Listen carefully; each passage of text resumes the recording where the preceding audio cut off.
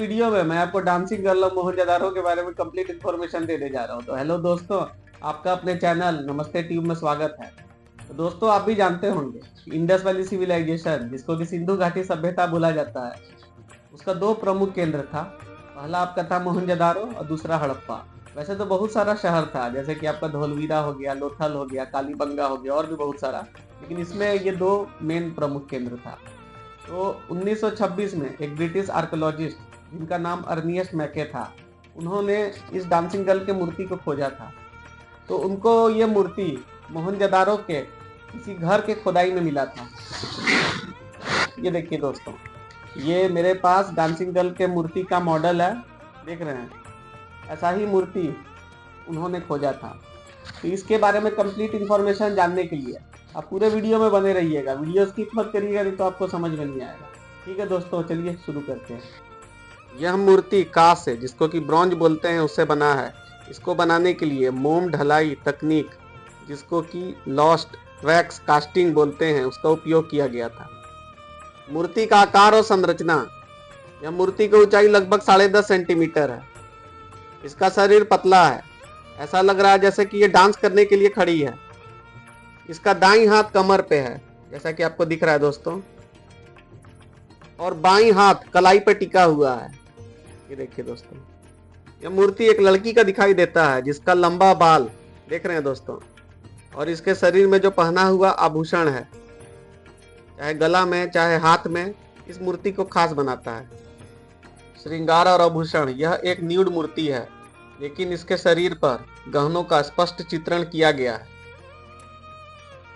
इसके बाहों में कई चूड़ियां और ब्रेसलेट हैं, जो दाहिने हाथ के कोहनी तक और बाएं हाथ के कलाई तक फैला हुआ है।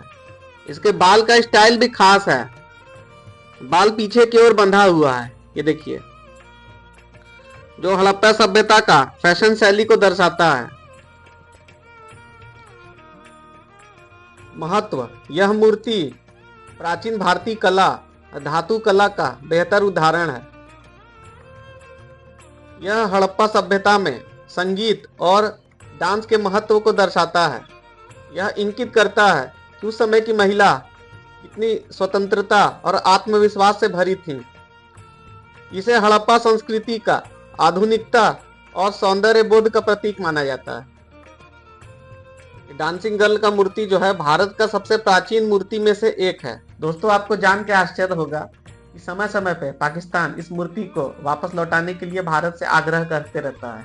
उसका कहना है कि 1947 के बाद यह दोनों क्षेत्र, हड़प्पा और मोहनजोदारो, उसके अंडर में आ चुका है। इसीलिए इस मूर्ति को भारत को लौटा देना चाहिए, क्योंकि इसको उसी जगह से खोद के निकाला गया था। जबकि भारत का तर्क ये है कि यह मूर्ति जो है आज़ादी से पहले से भारत के पास है, इसीलिए भारत के अधिकार क्षेत्र में आता है। भारत इस मूर्ति को अपने पुरातात्विक विरासत का हिस्सा मानता है।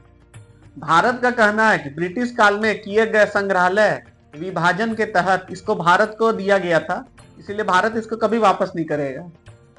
तो दोस्तों, भारतीय सरकार इस मूर्ति को भारतीय सांस्कृतिक धरोहर का महत्वपूर्ण हिस्सा मानता है। तो दोस्तों, वर्तमान में यह मूर्ति जो है राष्ट्रीय संग्रहालय नेशनल म्यूजियम नई दिल्ली में सुरक्षित रखा हुआ है। तो दोस्तों, कभी आप अगर दिल्ली जाएं तो वहां पे जाके मूर्ति को देखना ना भूलें। दोस्तों, आपने भी देखा, यह मूर्ति जो है सिंधु घाटी के कलाकारों का धातु निर्माण के कला शैली के दक्षता को दर्शाता है। और ये जो है उस समय के समाज में महिला सशक्तिकरण, सुंदरता, संगीत और डांस के महत्व को समाज में अच्छे से प्रदर्शित करता है। तो दोस्तों, मैंने आपको डांसिंग गर्ल ऑफ मोहनजोदारो के बारे में जो भी इंफॉर्मेशन दिया है, आपको इसके बारे में कुछ कहना है तो आप नीचे कमेंट करिए। तो ठीक है दोस्तों, मिलते हैं आपसे अगले बार किसी और टॉपिक पे। तब तक के लिए नमस्कार, जय हिंद।